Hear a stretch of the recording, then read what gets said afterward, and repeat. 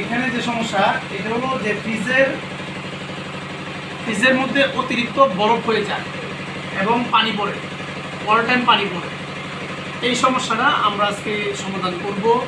কী জন্যে এরকম হচ্ছে এই বিষয়টা দেখানোর চেষ্টা করব। একটা ফ্রিজে এক ফোঁটা পানি পড়তে পড়তে কত বড় ধরনের সমস্যার সৃষ্টি করতে পারে, এটা আমাদের মতো যেসব টেকনিশিয়ানরা আছেন তারাই একমাত্র বলতে পারবে। সাধারণ মানুষরা প্রথমেই যখন অল্প অল্প করে পানি পড়ে তখন তারা এটা সমাধানের চেষ্টা করে না, যার কারণে পরবর্তীতে অনেক টাকা খরচ হয়, এমনকি ফ্রিজও বাতিল করতে হয়। এই দেখুন এখানে যে বিষয়টা সেটা হলো যে এই ফ্রিজের এই অংশটুকু নষ্ট হয়ে গেছে।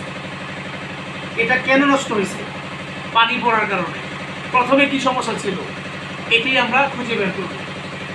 এই দেখুন এরকমভাবে পানি পড়তে পড়তে এই দেখুন এখনো বরফ আছে, অল টাইম এখানে পানি পড়ার কারণে এখানে এরকমভাবে জং পড়ে গেছে।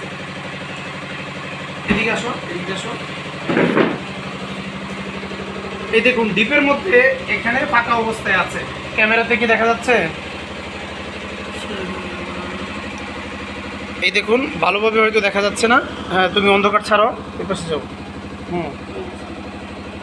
এই দেখুন এখানে ফাঁকা অবস্থায় আছে, এই দেখুন ফাঁকা অবস্থায় আছে, যার কারণে এই ফ্রিজে অতিরিক্ত বরফ এবং পানি পড়ে। এরকমভাবে একটা ফ্রিজের যদি পানি পড়ে তাহলে নানান ধরনের সমস্যা এই ফ্রিজের মধ্যে সৃষ্টি হয়। আর এই বিষয়ে একমাত্র টেকনিশিয়ানরাই ভালো জ্ঞান রাখে। দেখুন এখন আমরা এই ডালাটি ভালোভাবে লাগানোর চেষ্টা করব। একসময় আরেকটু কথা বলে নেই, আরেকটা বিষয় শেয়ার করি। একসময় এরকমভাবে জং পড়তে পড়তে নিচের যে ক্লাম আছে এটা এখান থেকে ছুটে যায়।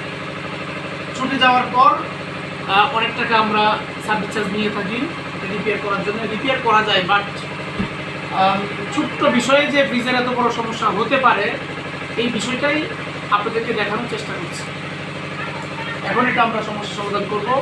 এই ভিডিও থেকে আপনারা বুঝতে পারলেন যে ডিপের মধ্যে যদি ফাঁকা থাকে তাহলে দুইটা বিষয়ের সমস্যা হতে পারে। এক হলো যে পানি পড়বে, আর এক হলো অতিরিক্ত বরফ হয়ে যাবে। এবং পানি পড়তে পড়তে আরও নানান ধরনের সমস্যা হতে পারে। আমি প্রাথমিকভাবে দুইটা সমস্যার কথাই বললাম। যারা হোম সার্ভিসে কাজ করেন অথবা যারা সার্ভিসিং কাজে বাসায় যান তাদের জন্য এই ভিডিওটি খুবই গুরুত্বপূর্ণ হতে পারে। ফ্রিজের কাজে আসলে সর্বপ্রথম যে বিষয়টা আপনাদের মাথায় রাখতে হবে সেটা হলো যে রোগ নির্ণয় করতে হবে।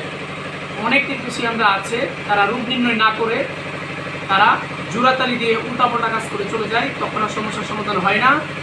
কাস্টমার অসন্তুষ্ট হয়, কাস্টমার মন খারাপ করে এবং তার অপচয় হয়। উপার্জনমুখী কাজ শিখুন, বেকারত্ব দূর করুন, ভালোভাবে কাজ শিখুন, কাস্টমারকে ভালো সার্ভিস দিন।